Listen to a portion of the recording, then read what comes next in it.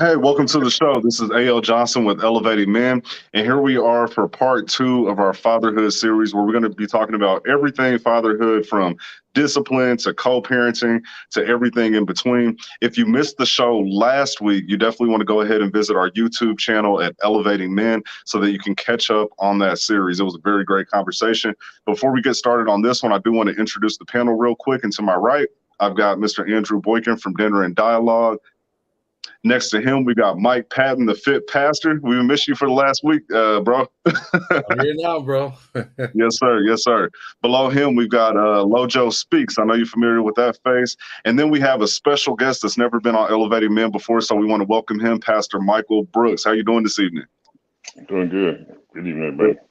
Good, good. So let's get into it. Let's get into it. So we're going to start off where we left off last week. There was a comment that was left that we really didn't dig too much into. And so I just want to jump right in there. It said, children haven't changed, but parenting has. It is a father's responsibility to build value system for his home. It is also his responsibility to enforce that value system. And so for those of you that missed the show last week, we talked about discipline, right? So there's a school in Missouri, or district in Missouri, that is reinstituting spankings for the children. They say that they're out of line, they're out of hand. And so that sparked a whole conversation about our spankings or whoopings or whatever you want to call it, physical discipline. Is it still needed? Is it effective? And does it affect the child in any negative way in the long term? And so that's what sparked that comment. We did have a little bit of a conversation behind the scenes. Lauren, you had something to say about that specific comment. What were your thoughts on that? I just think it goes against evolution. I think we've all evolved, right? Or devolved, if that's what you want to say. But I think we've all either grown or maybe we haven't grown. But I think children have changed. And I think children have changed because the world around them has changed. So when the world around you changes, it forces you to grow, to evolve, to attempt to adapt in some capacity. So I understand the thought process behind the statement. I really, really do. But I think that would be a slap in the face to evolution and just life in general. Got it. Mike, I know that you weren't on the show last week, but you were watching. And I guess now I got two mics on there. So Patton, that's what I was talking to. Brother Patton, Yeah. what were your thoughts about the last show? And I know you called me afterwards. You were excited and you had a few comments that you wanted to add to the conversation. And so what were your thoughts? Well, one thing that I grapple with is that, first of all, who defines and what defines the definition of a father? And I think that we have not come to a particular conversation to now overall give that narrative. I was saying last week, and they were getting into the whole dynamic of fatherhood and what it should look like and what it should be like.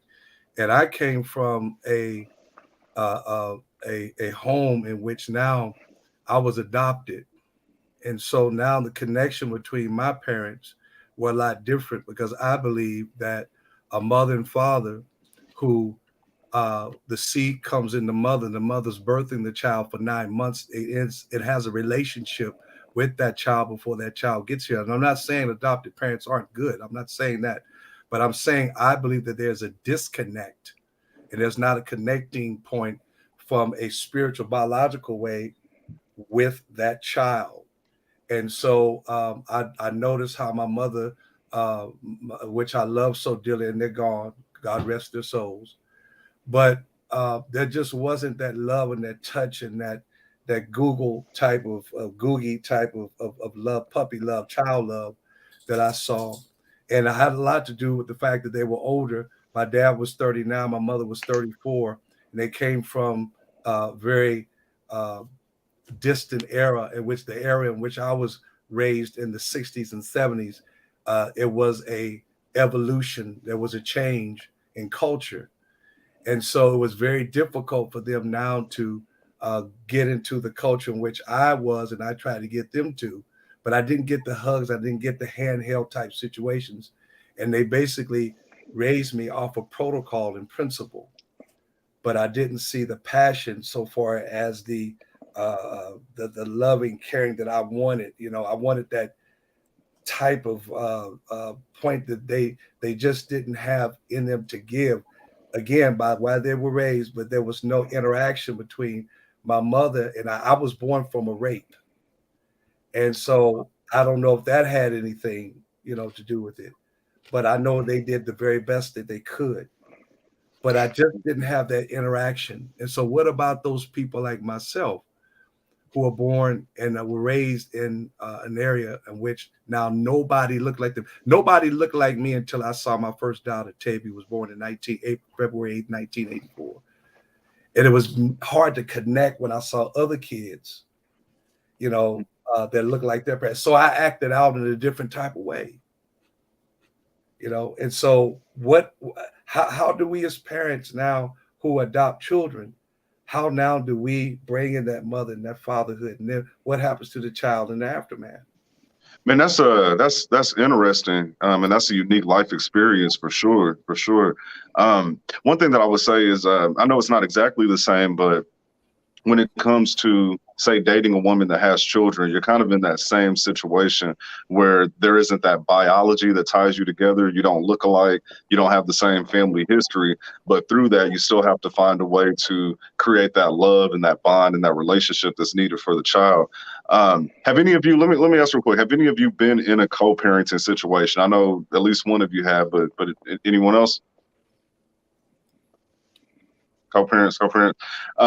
And have you ever been a parent to someone who wasn't yours biologically? Yeah.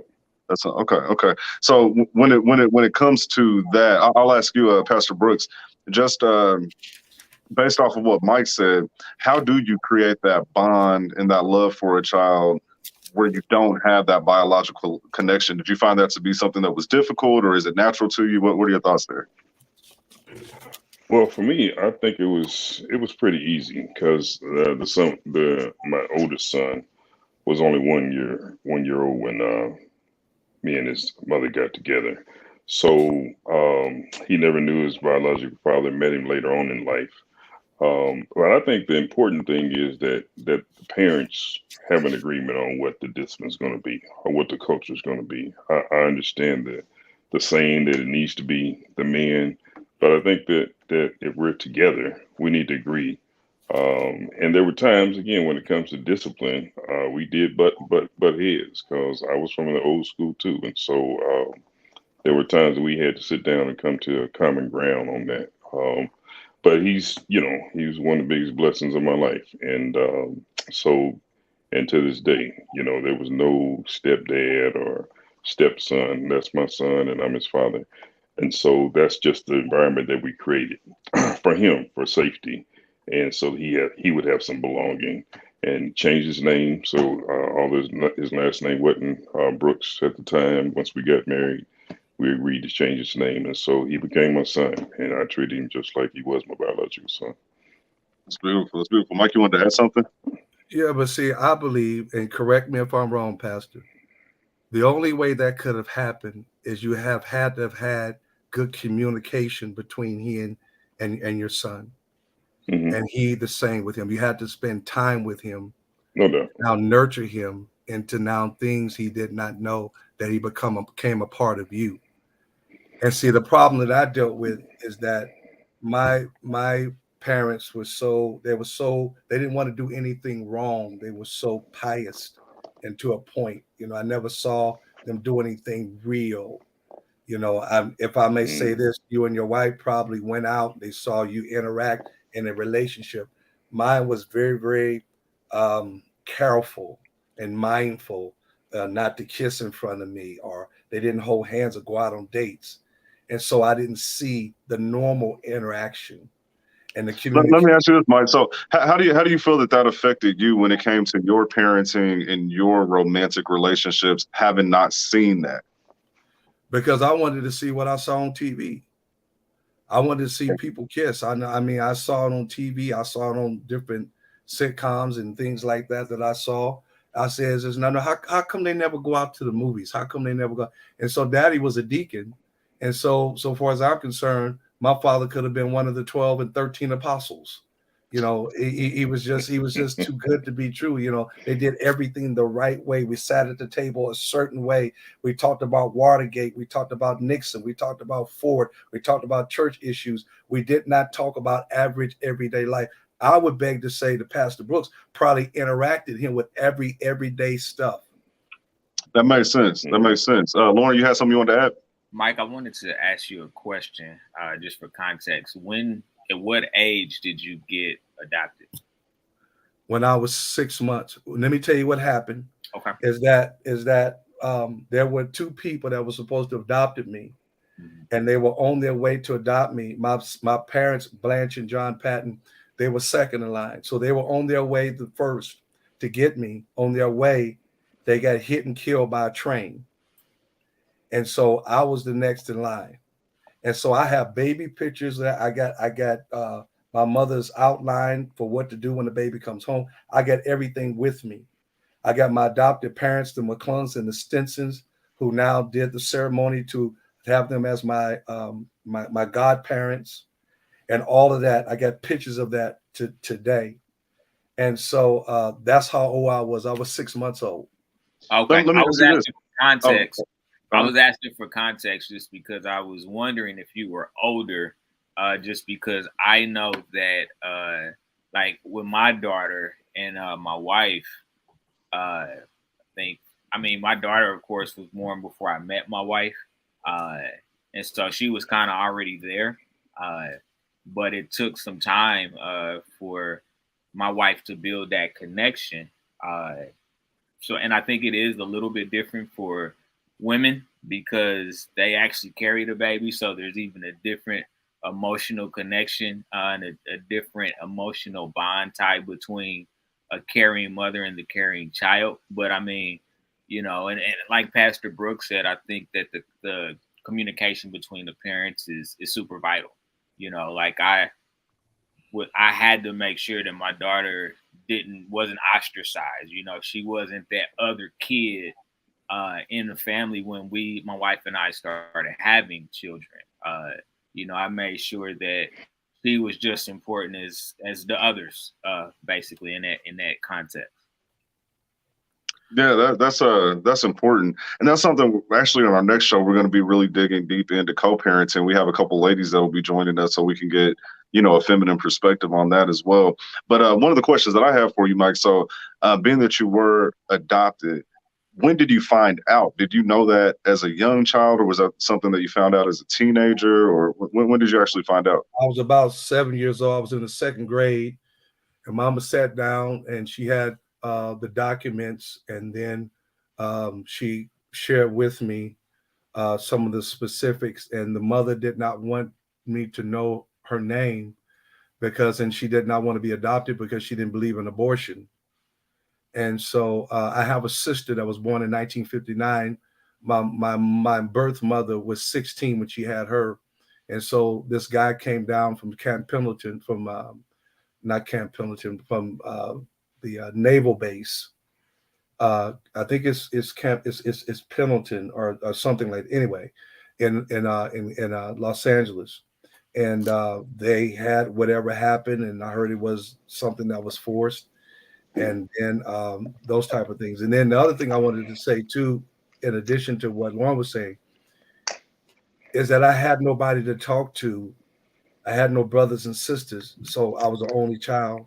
So my best friend was Sanford and Son in Good Times, Soul Train, and still today I revert back to my childhood and I still watch Sanford and Son. I done seen that thing. I know every line there is, but it still makes me laugh. You big dummy. It's the same. So Andrew, we haven't heard from you yet. So on this whole, raising children that aren't yours biologically and being there and being that father, what are your thoughts on that? Just in general, especially as it comes to discipline. So when you become the man, they say as the man of the house, you're responsible for the discipline. You're supposed to set the value system. You're supposed to enforce that value system. Does that change at all when the biology isn't there? So, yeah, is the easy answer. It does change when the biology isn't there. Reason that I say that is I did not have my father in my formative years always there. He was in Alabama, and I was in Kansas City. So whenever I went to Alabama, my grandmother was my primary caregiver. In Kansas City, my mother was, but I still knew of my father. So I say all that to say, what I'm listening to is also timing, generational timing, that is, because, and Pastor Brooks, I would like for you to add in on this and correct me, but I came in at a time where it was a little bit, just a few years, maybe a year or so after you, but just that time frame was a little bit more relaxed in the Black community, because the way that I grew up, I didn't know of any problems or pains, because my parents, my family sheltered me. They sheltered me from everything, so I did not necessarily know what it was outside of me that I needed to prepare for. So therefore, I didn't prepare. Had I had a father in the home, and I believe, Pastor Brooks, this is where I'm asking for your comments, because I believe your father was very present and active in your household. Had I had a father in my household, he would have shaped me for the fear on how to survive that he came from. What I mean with that is, I didn't have any. My parents didn't really have any initial fears other than outside of their realm of control. Things were lax in the 60s and 70s, where they were, as long as they stayed within their community. So everything was peaceful within me. As I began to grow up, then my parenting style was, what is it that I fear? And I fear basically lazy men who was me, who had no structure. So I had to prepare my daughter how to be able to how to take care of herself. So her, on the other hand, who did not have someone who gave her structure, but more so being able to take care of herself, is now trying to overcompensate and give her kids the love and the compassion that I didn't give. Does that make sense? It does. It does. So now you had a question specifically for Pastor Brooks. So I just want to make sure you clarify that for him. I'm almost thinking it's just more so parenting styles, because I didn't have a father in the home, and so therefore the fears that my mother wanted to equip me with wasn't necessarily there, because she sheltered me from them instead of prepared me for them. So therefore there was nothing for me to bounce off my child and prepare her for, other than the fears that I grew up with, which was being unprepared.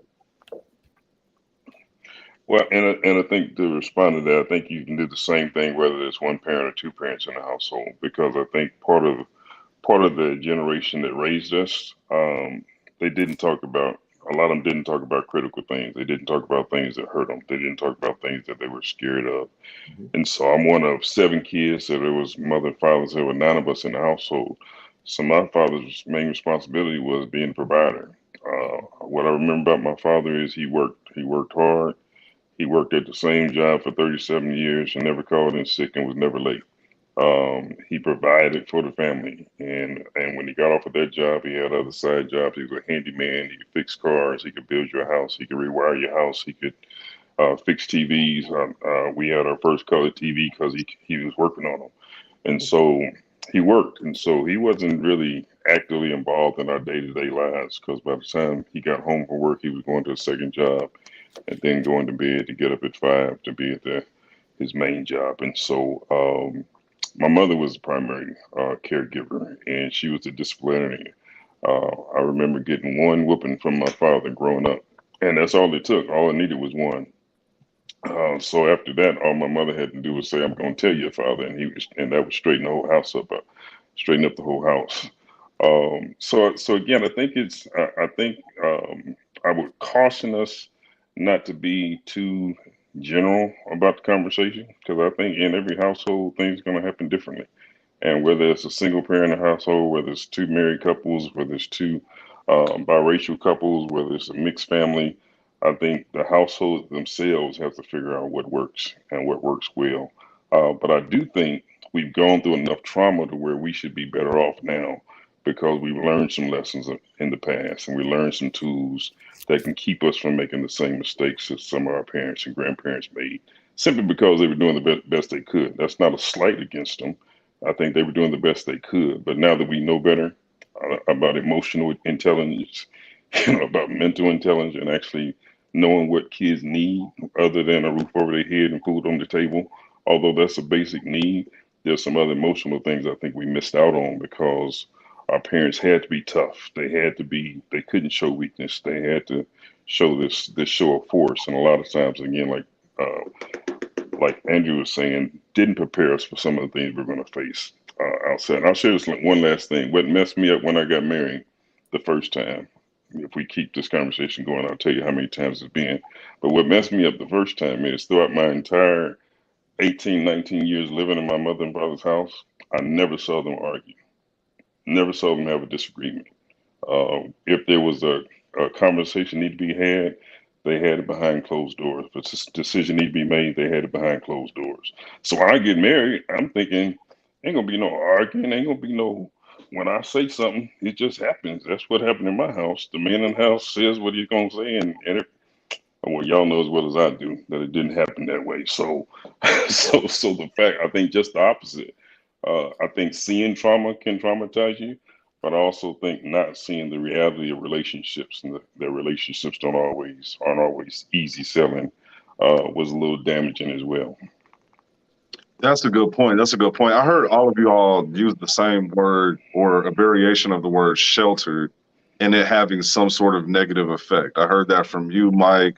I heard that from you, Andrew, as well as you, Mr. Brooks. And so how do we find the balance between what we show our children and what we don't show our children, right? So you said that, hey, in one sense, you probably needed to see an argument so that you can see how conflict resolution works in a relationship so you would have something to model after. Today, our children can see pretty much anything just on their phone or tablet, whether it's the music that we hear, the sexually suggestive, et cetera, political disagreements, racial issues, et cetera. And so I'll ask you, Lauren, when it comes to the sheltering of our children, are there specific topics that you feel they should be sheltered from and others they should be open to, or should they just see the world exactly how it is as children? Like when is too early for certain information, or is there not an age? I won't. I don't think there is an age too early. I think is how you present the information. You also have to know each child because there's some things that I could tell my daughter. They're a little bit more mature. They'll actually pay attention to what I'm saying, whereas my boys will be like, "All right, well, can we go play now?" So I think you just have to know the child, one, and then two. It's all in how you present it, right? Just as well as I do that, our children they're overexposed, so they are in information overload. And so I think it's absolutely critical that we talk to them sooner. Number one, you build the communication, you build the trust so that they know that you are a trusted source they can come to ask questions. I saw this and I don't exactly understand what it means. So can you explain it to me? Not, building the trust and not the fear, right? I don't know if I want to talk to my dad about this because I don't know if I'm gonna get in trouble just for asking the question, or moms too, and so I think it's important to address most topics relatively early in a way that's digestible based off of their age. And then the conversation kind of evolves and expands as they get older, grasp different understandings and things like that. Yeah. Mike, you have something to say? And I understand what you're saying and Pastor Brooks, but see, when I got to be in my early 20s, Daddy said the reason why he didn't talk to me about sex, he said at the time that he heard me talk, he said I knew more than he did. And so there was conversation that was just aloof. And so what I'm saying, I believe that when you have church problems, they should never be at the dinner table. We have problems between the wife and the father. They should never be brought up in front of that child. When you have issues with a friend or someone that you have ambiguity with in a very way in which now you are angry and mad, and that becomes the topic of your conversation, but you don't pay attention to that child, there will be a communication problem. Why? Because I had a communication problem with my daughter. I did not know how to interact with her. My mother told me one thing. She says, it's not the boss. I says, Mama, why don't you just sometimes tell me the reason why you don't want me to do it? I saw this on the Brady Bunch, and then communicate to me, not just to do it, but the reason why I shouldn't do it. She says, no, I'm going to tell you the reason why not to do it, because I'm your parent. And so there was no explanation why. And so now when my daughter comes, I have that same type of mentality, and it flows over now to a non-communication. So as she gets older, we fight, right? Because she's going to do what I say, because I'm the parent. I pay the bills. I got your drawers. Everything you have on you, I put on you. You don't own nothing. But see, right? but that's really not a reason for a child to take your advice. You know, at the end of the day, if you just tell a child it's because I said so, the only thing that you did was pique their curiosity, right? And children know that, hey, I've got 5-6 more years of this, and I'm going to figure it out on my own. You know, I was that person. You know, that's the reason why I went to college away, because I can get away from home and do everything you weren't supposed to do, you know. And so are we doing our children a disservice when we quote unquote shelter them? Is that a disservice? Or is that what we should be doing as far as protecting them? Because some information I believe is good for them to get early. Like we talked about this on the show several times about our society being hypersexualized. And so they're being introduced to sexual content like super early. And so do you sit down and have a conversation with them, or do you find yourself just always turning the radio off or changing the channel really quick? Or do you just go ahead and have the conversation no matter what the age is? I know, Lauren, you said it kind of depends on the age, but you should have a conversation with them. Andrew Boykin, what are your thoughts on that? So Lauren mentioned something about information is, it's already out there, and our kids are getting all this information. For me, my thought was I did not know what information was not out there to address. I didn't know how to balance a checkbook. I didn't know how to apply for college. I didn't know what a business was. I didn't know how to survive. So that information that you're talking about was only relegated to whatever was going on in my household and in my parents' life. So that's all they knew, and that's all they protected me from. And I understand kind of what Mike was saying, because I remember hearing stuff like you don't do certain things in front of a child. So that was part of that sheltering and sheltering me from the things that a child should not be exposed to at that particular time, at that particular age. Let them have their childhood. So yeah, they didn't know. They didn't know what I was going to experience. They didn't know. Let me jump in real quick. What is childhood now, though? Has that age changed? Because like, we really got to think about time periods. Like, at one point in time, 13 years old, you were considered an adult, right?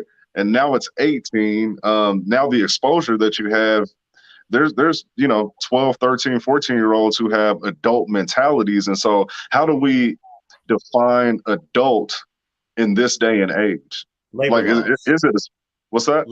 Labor laws. So yeah, 13-year-olds used to go to work until labor laws said that children couldn't actually work anymore because of whatever reason. I'm not a labor lawyer, so I'm not versed in the reason why they put a cap on it. And it possibly has something to do with insurability or whatever the case may be. But labor laws said that at 18 years old or anything below, you are still a child. Responsibility starts after 18. That's when we can hold you accountable. So from 12 to 16 or whatever those years were, I was still a kid. And I was supposed to do what kids did at age appropriate. Play football with my friends up until age 8. Learn how to be coordinated from there so I can prepare for middle school, find my personality so that I can navigate myself through high school, and then begin to learn. Now, is there any difference when it comes to boys and girls? And the reason I ask this is because girls, biologically, it's more obvious when they're becoming a woman, i.e., them starting their cycle. So you almost have to have this conversation. With our boys, it's a little bit more masked. And so how do you handle that? You asking me? Yeah. Oh, so how you handle that is you switch it around. Because what I think I just heard you say, and I wasn't paying too much attention, but girls, because they have their cycle, you almost have to have that conversation with them. However, Right. They're not having sex with themselves. So boys, when their penis actually gets hard, or the bathroom door is locked, or you have to find out that this towel is really stiff and got a crack for some reason before you go and wash it, that's an indicator that you have that conversation with his life giver, because her period or her egg or whatever ain't gonna do nothing until he actually goes to inject. So and anyone can take this, but do you feel that with things being so open now and accessible for the children, is that causing children to have babies earlier and pursue sex, etc.? And my initial thought is yes, but then when I think back, I used to hear my grandparents talk. They were having children really young back then too, right? And so does it have anything to do with the information that they're exposed to, or is that actually our nature? And then in America, we've just raised the adult age limit, and it doesn't really apply to every area of life, if that makes sense. What are your thoughts there? Anyone? I'm gonna let Pastor Brooks jump on that one. I think two things. I think more than age, I think what's important that parents understand is their child's maturity level. Because regardless of the age, people mature at different ages. And so I got to know my child enough to know when it's time to have the conversation. Not necessarily, and the cycle is okay, and I get that when it comes to girls, but also not only the maturity level, how much exposure are they having? And the reality is, in the world we living in, there ain't a whole lot that they're not exposed to. What they're being exposed to now, many of us didn't even learn about till we were in our late teens or early 20s. So it forces you to have the conversation. Now, again, you can just, you can stay quiet and let them learn on their own, and risk some difficult days ahead, or we can just go ahead and be honest that this is what's going on. This is what you need to be concerned about. This is what my son is a 17-year-old basketball star at a school, and everything that comes with that. And so starting to date and have girlfriends, and it would be irresponsible for me not to have the conversation with him. But I think every parent just needs to know the maturity level, because girls also mature sooner, not just because of their cycle. I think just emotionally, sometimes they mature sooner. The conversations are important because the exposure is so early. And now you have 12, 13, 14 years. If they got a cell phone and social media in today's world, they can, even without trying to, end up seeing a whole lot of stuff that, again, we didn't see till we were probably in our 20s. And so I think it forces us as parents to deal with the reality of the world we're living in. As much as I may want to shelter my son or shelter my kids, the reality is they're going to get exposed to it one way or the other. So I had two fourth graders last year, got something sent home. They wanted to talk to the children about sexual identity, gender, etc. Right? And there was an opt-out form, so you could say, well, hey, I don't want my children to have this conversation as of yet. And so my question to each of you, same situation, fourth grade, average fourth grader is going to be, 9, 10 years old. Do you think it's a time to have that conversation? Now, let me make sure I clarify this. There's one thing, if you're sitting at home, something pops up on television, they have questions, you explain it to them, make sure that they have a good understanding. At school, you're not present for the teaching. And when the teaching encompasses more than, hey, this can cause you to have a child prematurely, et cetera. And we start talking about, gender assignment, You know, how do you feel sexually? You know, are you attracted to the same sex or the opposite sex? In fourth grade, do you feel that that is too early? Because it's a broad topic when we just say sex, but then when you start narrowing it down into the different areas of that, is there anything that's really taboo or just shouldn't be brought up yet? So listening to that comment, go ahead, Mike. I'm sorry. Go ahead. Well, I want to hear what you have to say, then I would like to comment on what AO was saying. So listening to that comment, I sent a video out to you all. My grandkids was watching YouTube, and this video popped on about the father went and woke his sons up saying, we're getting ready to go snake and alligator and lizard hunting. And they were like 2 and 4, maybe 6 years old.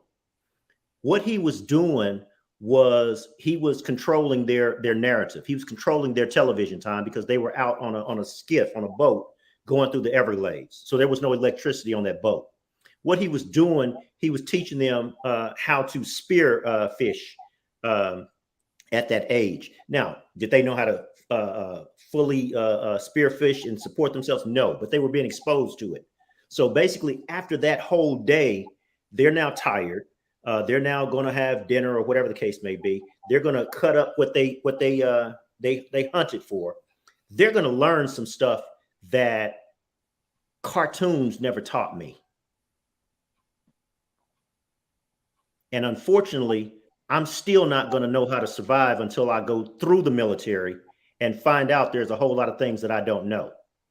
Them, on the other hand, they at least know how to begin to survive. And it only gets better from there. Okay. Mike. And so let me just recap, just make sure that you got the question. Fourth grade, sexual conversation is already being had. They're hearing it in the music. They're seeing it on television. You're having a conversation with them, but the school wants to have a conversation, and they're digging deeper into sex, meaning sexuality, gender preference, etc. What are your thoughts on that? Is that to me? Yes.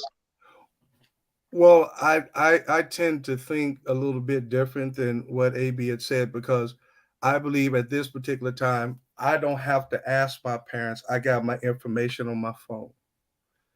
And so what my parents are saying are one thing, but what this phone is telling me is something that's exciting to me or that I've heard around for me, because kids are very, very smart and they're very intuitive. And they find ways now to get answers that suits their own intellect, because now as parents, especially our age, our grandparents, we're much older and we don't talk the same language. And so these kids are finding out things because now curiosity comes to what they hear through the music that the parents oftentimes don't have the opportunity to hear what they're listening to, or the conversations, because oftentimes parents aren't around. If you have a single parent and the father's not there, she's trying to be mother and father at the same time. So the kids are hearing what they hear through the music, and they now are trying to grasp now something that the music says that is good, that's inappropriate. But they don't look at it. It looks like that's the time period in which they live. And so, you know, it's a fine line. And so I believe in this situation with elevating men, that it takes a village to help raise a child. Right now, sometimes we just cannot rely on the both parents or the single parents, because now in the Black community, we have more now that are divorcing and now having single parenting homes than there are running to get married. So now the communication has to be along with the things I think that we're doing right now, which is so vital, so important, so prudent for the mothers and fathers, that they must understand that they have to spend time. But some people don't have that time. So now they don't have the time. Now the kids are not receiving the things that I think that is so important, especially in certain homes. Lojo, they don't want to answer the question. Man, I'm gonna have to ask this question again. All right. So, no, I'm joking. I agree with everything that Mike said, though. Honestly, the parents are busy, right? And with all these single parent households, That's how I was raised. My mother, she was at work before I went to school. She was still at work when I got home. And so when it came to the sexual topics, I remember one morning looking through the dictionary and the encyclopedia trying to figure out what sexual intercourse was, right? And so you could almost say I was self-taught. And so that curiosity isn't something that's new. Children haven't changed. Children have always been curious, and they're always going to find an outlet for that curiosity. My question is, when it comes to sex, because it's an important topic, you know, that's what sustains the world. What is off subject? What is something that we shouldn't be talking about, right? So again, gender identity, homosexuality, these are conversations that are being had. Like I said, my children are in 4th grade, and I had the opportunity to either allow them to be taught this in school or not. And so, as we said before, when they're watching things, we definitely want to be there. We want to give them our opinion. We want to lead them. We want to guide them. Do we give any of that power to the school? And specifically, when it comes to this whole gender thing, Lauren, what are your thoughts? So I think that, I mean, the school told you, right? They sent you a letter. You had every opportunity to ask questions at that time. You know, it's nothing wrong with you making a decision as a parent that that's not best for your kid. You know your kid best, or you should know your kid best. You know, so, you know, ask questions. What are you going to be talking about? And maybe, you know, that gives you an opportunity to head off the conversation. You know, you and I had a conversation about, you know, talking to our sons about sex. And I was like 6. And you was like, what? And I was like, the kids were exposed. You know, you got a 2 or 3-year-old that's, you know, scrolling through mom's phone or a little iPad, and they know how to operate it, and they, you know, they type in Pokemon and they spell it wrong, and who knows what those eyes become exposed to, right? So again, I just kind of really go back to know your child, understand what level they're on, but still have the communication in a way that is digestible, because the last thing you want is for the school to be providing all of the information. And the reason I say that is because if you're not talking to your children, but the schools are, guess who they trust now? They don't trust you. You're not talking to them. So they trust that teacher, or they trust their friends that are, you know, providing information that you may or may not agree with, or you may or may not want them to know in a certain way. So it's just super important to, you know, take the time to talk to your kids, ask them questions. They will tell you mentally, psychologically, emotionally where they are to even help guide the conversation in order to then bring the conversation to them. And I think that, you know, sometimes as parents, we think we have all the answers, and we don't. That's why you get the it takes a village. Sometimes you have to reach to a trusted source that you know in order to, you know, provide you with information, or maybe give you a different perspective that maybe you didn't know. You know, and so Now here's this. Let me jump in here, because you said something that was interesting about the school. Mhm. They have our children more than we do. So that's the other part that you have to think about. So one, peer influence is generally going to be stronger than parental influence. That's just how it is. You listen to your friends more than you listen to your parents as a teenager. At least I did, right? And then when you look at the time aspect, right? So we have school, we got 12 months in a year. How long is summer break? What, 3 months? So 9 months out of the year, they're around their friends and their teacher for 8 to 9 hours a day. By the time the children get out of school, you get off work, you're feeding them dinner, they're doing a little homework. That's it, right? And then you've got them on the weekend. And so literally the schools and their friends have them far more than we do. So you have a very small window of time to have the conversations that we're talking about. And so the school does play a big role in shaping your child's mindset. And so, again, Pastor Brooks, keeping with that same question, where do we draw the line on what they are teaching our children? Is it, you know, should they have full reign because they have them so much so much of their time is spent with them. How do we handle that? Well, I think going back to what Loja said, I think if they give you, an option, whether or not you want to do it or not, that's fine. But I think it becomes our responsibility. Our kids are exposed way too much, and you brought up what I was going to mention. Peer pressure is way more than anything the teacher is going to teach them. And so you got social media, you got peer pressure, you got the schools wanting to teach it. For them not to hear your voice, I think would be irresponsible. So they need to hear what your opinion is. And then again, if you've done your job is to help them to balance the other stuff they're going to hear. I think our job as parents is to have the conversation, even have the rough conversations, not shelter our kids to the point they have to learn everything from the streets like most of us did, or had to learn everything from friends and buddies. If we have those conversations up front, we give them the tools at least to be able to make an intelligent decision. And I think that's the best we can do is to give them the tools that they need so they can make an intelligent decision. But I don't think we can stop the schools from teaching it because for some kids, if the schools don't teach it, they may never hear it. And so, depending on what household they're coming from, depending on what environment they're coming out of, it may be irresponsible for the schools not to have the conversation. Because where are they going to act out the most? If they're at school for 8 hours out of the day, and if they are acting out, where they're most likely to act out at, it's gonna be at school. So I think we got to be the primary educators. We got to be, and even if that's just an hour or 2 hours out of the day, you got to take that responsibility to be the primary educator of your children. They're going to get it from social media. They're going to get opinions from people. They're going to get opinions from peers. They're getting opinions from teachers. But you still have to have your voice in the mix so they can have some balance. Well, Lauren, you had a comment? Yeah, I want to kind of talk for a second about time spent. Is the question I want to talk about.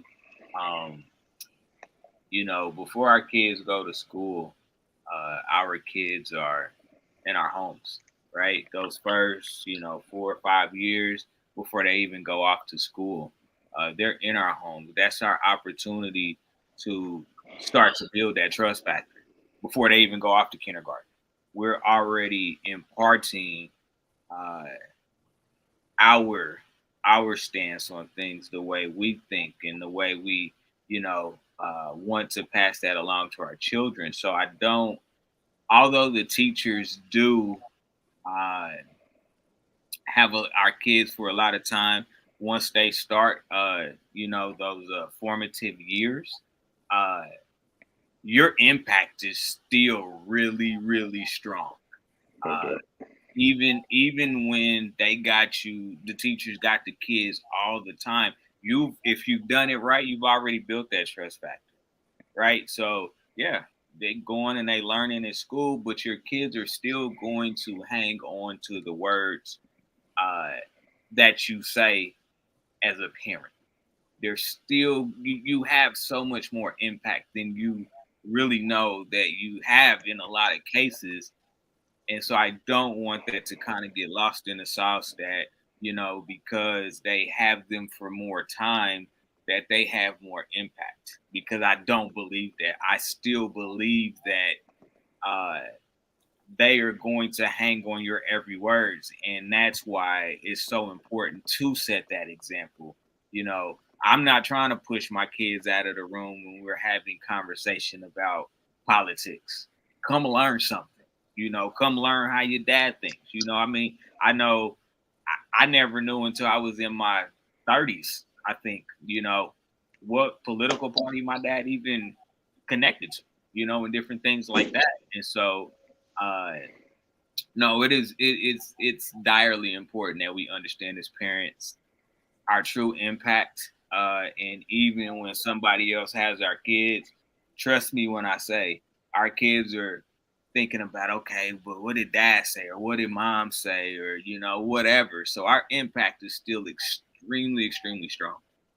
See, I would say kids now, they're really critical thinkers. And so what I believe they're doing is looking for the contradiction wherever it may lie. And so, you know, they hear something on TV, they take in a little something from their friend, they hear what dad said. And I don't believe that they pick. I believe that they, in their own mind, just process all those pieces of information, look for the contradictions, and they just kind of make their own decision. And so we have to guide them. But here, my next question is this. If we do feel that the teachers have a lot of time with them, their friends have a lot of time with them, and they are big influences. We can't really rank them, but they are a big influence. You as a parent, a lot of times, and especially old school, right? My mother had me late in life, you know, so I got a straight up old school mother. And I'm your parent, not your friend. Has anybody ever heard that before? Right? You know, parents shouldn't be friends. Do you believe that to be true? Or is there some type of balance that you can find between parenting and having some form of a friendship with your child that allows them to be more open with you and possibly receive your advice a little better? Andrew, what would be your thought on that? So parent and friend are two different words. They have two different meanings. So Yep. Yeah, so they are two different things. A parent is a parent. And if you look up, Well, wait a minute before you say that. So say, because I just want to, I really want to see your thought. So a sibling is a sibling, but your sibling can be your friend as well. Or would you say no? Your sibling is your sibling, and when I say that, meaning we don't generalizing. And Pastor Brooks got me on this one because we should be careful about generalizing. I don't understand too many words that are not in my vocabulary. So sibling has a deeper connection because supposedly it actually has something to do with family, and family actually has something deeper to do with friends. There's circles, and there's another circle of closeness, and then there's your associates. But family should be a closer association than your friends. So a sibling should be a closer association than your friend. Your friend may not love you through everything. Your family might, by definition, when it meant something, meaning we keep the family together. I'm going to tell you stuff out of love, even though you don't want to hear it. Your friends just might be your ride or die wing persons. But family and friends, parent and friend, they're two different words. They have two different meanings. And original meanings is what I would hope that we one day return to. But I wanted to make because we were talking about something else, but somebody said something about oh crap. Go ahead. Never mind. It's all right. Friendship and parenting. Can you find a balance where you can be your child's friend so that they feel more open to talk to you? And the reason I'm asking that is because you will more readily have a conversation with your friend that you will not have with your parent. But your parent is who you should be talking to if you're looking for advice. And so is there something wrong with that idea of I'm your parent, not your friend? Leave it at that, right? Is that what causes our children to seek information elsewhere because they feel they can't come to you because there's no friendship element, even though you have that pecking order, so to speak, as a parent? Lauren, what do you think? So, I said that for a really, really long time. A really, really long time. Like I'm not your friend. We don't have anything in common. We are, generations apart, and I still believe that, but I think that you want to communicate in a way that makes you a trusted source. So it's okay to be like, no, you know what? We're not friends, but we can build a connection that creates somewhat of an olive branch between parent and friend. But you have to maintain a certain level of separation just because lines can't get blurred, because as human beings, we're always challenging, right? And so the minute you jump into the friend zone, different things can happen. Kids can read things a different way, but you do have to make sure that your kids understand that you are a trusted source that they can come to, when they're in trouble, when they have a question, when they don't understand something, you know, you where they say, you raise a kid up right, they may fall off of the path, but eventually they'll make it back. I think that that's true. Like with my oldest now, she's in her early 20s. And so we've had to segue our relationship because she's not a kid anymore, right? And so as the kid gets older, your relationship will change. Whether you call it a friendship, you know, that's totally up to, those two individuals. But you until they're older and they truly understand that you are to be respected as a parent and things of that nature, you have to be careful with that whole let's be buddies, because I've seen it a million times. Oh yeah, we're friends, we're buddies, and then them kids be saying all kind of stuff to their parents. And I'm like, I'm good. I'm good. We can't be friends if you don't be talking to me like that. Man, okay, so Pastor Brooks, I'd like to get your thoughts on this, and then I'm going to go to, while you're gathering your thoughts, I'm going to go to a couple of comments that are in relation to this. And so we've got Justice Jones. Thanks for tuning in. It says, I feel it's more of a peer thing. Like naturally, I just feel more closer to my friend with certain subjects than my parents. My question would be, why is that? Is it the fear of judgment? Is it the fear of reprimand? Why is that? Tammy, thanks for joining us. She says being a parent/friend gives a child autonomy within a relationship to be a questioning and learning individual. The parent-child old-fashioned dichotomy is from a position of power. Bringing friendship into the equation allows trust, the ability to question, and duality in building a bonded relationship. That was a very well said, very well said. And I kind of lean in that direction myself. Kareem, thanks for tuning in. It says having all is okay. Parents, friends, family are all a part of learning to think and consult, then make the final decision. Pastor Brooks, what are your thoughts? Well, I think no. There's a definite distinction between being parents and being friends. That doesn't mean I can't be my child's friend, because I think there's certain situations where that's what we created. So before I got too old to play basketball and competing, that was where that's where we bonded. The other thing, though, I think a bigger word that I haven't heard tonight is respect. I think you earn the children's respect when you can be upfront with them about your own personal issues and struggles. If we're only talking about their issues, only talking about their struggles, and again, I'm not suggesting you need to be an open book to your kids. But well, the way we were raised, it was almost like there was no struggle. Now we know as adults, we know there were, but we didn't talk about them. We didn't. I didn't see that my father having financial issues. I didn't see my father having issues with providing food. Now being grown, and imagine in my household now with 9 people in it at the same time, I know there had to be some stressors tied to that, but they never made it known to us. And I think again, that's where the dysfunction was for me. I didn't know about all the dynamics when it came to. So I wish I had the conversation. So having learned what I wish I wanted and didn't get, I think that helps your parent in that if you know what you desired and you didn't get it, then now you make sure you don't make the same mistake. I think every generation should get better at this. And part of getting better is making some mistakes and understanding the parents aren't always perfect. None of them are, and sometimes have some disagreements. It's healthy to disagree, but I think it's unhealthy when the environment becomes disrespectful. And I think when it comes, what I've seen in my experience is when the parents are trying to be friends, there's a line of disrespect that I've seen sometimes cross.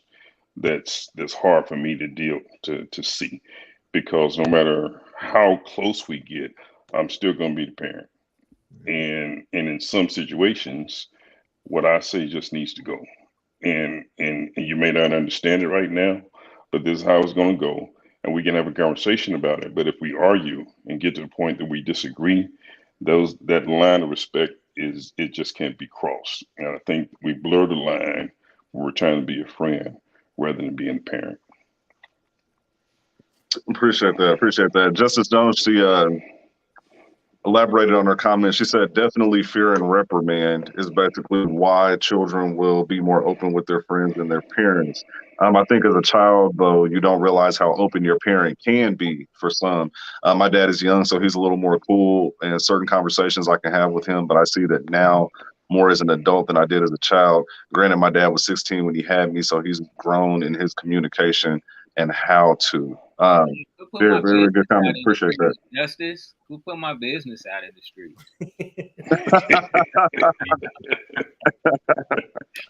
Can I comment off that? So yeah. Mm-hmm. That's kind of what I was trying to remember before, as far as being able to talk to your children. You're looking at being able to talk to your children. You can only talk to them about what's in your mind. And what you just got finished saying, he's grown in his communication. He's grown in his communication and how to. So imagine in the 60s, I'm sheltered. So there's something that I don't pass on to my child. My child now takes what's now missing and then passes that on to my grandchildren. My grandchildren have now 2 things that's missing, and that's actually 10 things that's missing because I didn't know everything that was missing. They now have 10 things that are missing. So basically, every generation is growing up with less and less holistic information. Because I've heard, and the reason I'm saying this is, we also have to consider the audience that we're talking about. Because Andrew, I think we had this conversation about those persons who are actually raising, leading their children, and doing the job that they feel that they necessary. Their children nor them are on this conversation. The ones that did not have that information and are trying to make up for yesterday. That is a small few, but those are the ones that we're talking to in a large sense, because they did not know, and they're trying to know now so that they can give to their now older child what they did not have, hoping that they can give it to them in a friendly way. But if we just redefine that word friend and parent, the parent is actually, if you look at it, I'm more than a friend. I care about whether like you live or die, period. You know, your friend has a choice. They can walk away from you, or they have more of a choice to walk away from you at any point in time. I choose not to, regardless of how you receive my information or not. So if we let them know the level of a friend and parent, it's not on this equal bound, this equal ground. You know, because when I'm your friend, there's a strong possibility that I'm not going to tell you everything because I'm not going to want to hurt your feelings, or I'm going to tell you stuff in a nicer way versus tell you stuff out of love, because love doesn't always feel good. That makes sense. That makes sense. It's a good thing. I think it's something that we all should contemplate on as parents, male or female. You know, the friendship that allows our children to be able to be open with us and honest with us so that we can head off mistakes before they happen, versus being that parental figure, that disciplinarian to make sure that they don't do certain things. It's something that we all definitely need to reflect on. And so I've enjoyed this conversation, guys. You have another comment? Real quick. I know parents actually who are related to me, who actually teach their children how to survive in kindergarten. Hey, this is a tough world out here. You ain't gonna be no punk. So this is how you handle yourself in kindergarten. Okay. So that came from some broken parenting generations before that. So understand what these children are going to be raising their children with that knowledge. Got it. Well, now, fellas, great show, great conversation as always. I think we all took something that we can learn from it, or at least sit back and contemplate and ponder. The purpose of these conversations is for you to go back and have them in your own household, because at the end of the day, that's what's most important. And so next week, we're going to have another conversation on fatherhood. We have 2 ladies that will be coming on. One, Miss Sheila Johnson from the podcast Gangster Goodies Kitchen. Gangster Goodies Kitchen. She's going to be on, as well as Devin Elise from the nonprofit for mental health for men, Lifted KC. And so definitely tune in next week. It's going to be Monday night at 8 p.m. Pastor Brooks, I know this is your first time coming on. We definitely enjoy having you. I know that you have a grand opening for your church coming up. Could you kind of share that with the listeners? Yeah, so this Sunday at 10:15 will be the grand opening for the Oasis Church. It's located at 11500 East 53rd Street in Raytown. Certainly invite everybody to come out and celebrate with us. It's just the opening. The grand opening building dedication will be the following week, but we're excited about this new chapter in the Oasis Church. So thanks for allowing me to announce it. Yes, sir. Thank you, and congratulations. Guys, did any of you have any last words, any comments that you wanted to leave the audience with? Lauren. Yeah, I want to say the relationship between parent and child is super important. And it's important. I love the statement about let your kids see your flaws, right? Let them see the human in you so they can understand that it's okay for them to be human. We live in a society where kids are afraid to make mistakes, because they see a world that seems perfect when in fact it is more imperfect than they can even perceive until they begin to get older. And so understand that your bond, your connection, understand that your children always want you. I know some of the worst parents in the world and their kids just always go back because there's just a connection. There's just a biological bond there that, brings them together. So, take your role seriously, but also understand that the more real you are, the better you will help them see the world in which they will grow up to live in. Perfect. Fit Pastor, Mike Patton, any last words, final thoughts? Well, I think the Bible says, and I know it says, if you train up a child in the way it should go, when it gets older, it won't depart from it. And I think in my particular case, we ought to really pay attention to what our kids are saying, but what our kids are doing. I think it's very important that parents, they stay in good communication so the child knows how to communicate. When there is fighting between the two parents, oftentimes the kids are left out, not understanding now the standards and now the direction that the parents are having the child to go. Because, this friendship, friendship is fine, but parents are to set standards. And they're to set now the point of accountability and integrity and in character to these children. Friends, we talk, and like one of the pastors said and the others, you tend to now cross over into another language that's inappropriate. And so you start talking to me like one of your buddies up the street, and that ain't happening. And so I think it's a point whereas now, again, I say we have to have a barrier and a line that's drawn as to how now we communicate with our children. And we understand now there has to be conversation with our children on their level that they can understand and we can understand.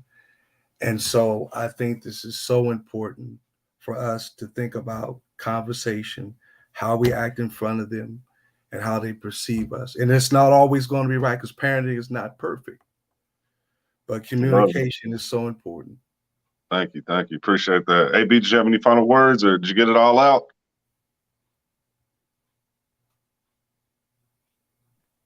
Zero to 20, 20 to 40, 40 to 60, 60 to 80. At 0 to 20, we are supposed to be teaching our children and preparing them for 20 to 40. That does not mean responding. That means communication is not always spoken. It can actually be physical leading, showing them how to, what to, when to. So there's a whole lot of preparation even before they turn 2 and 3 years old that we can actually start communicating with them so that when they hit 20, they won't have to be looking back at 40 saying, I wish. Love it. As always, we appreciate having each and every one of you. Share this with your networks. Sit down and watch it with your family and your group of friends. Have the conversation in your own circle. That's what this is all about. Again, visit us next week, same time, same place, Monday night at 8 p.m. Elevating Men. Thanks for tuning in, and we will see you all next time.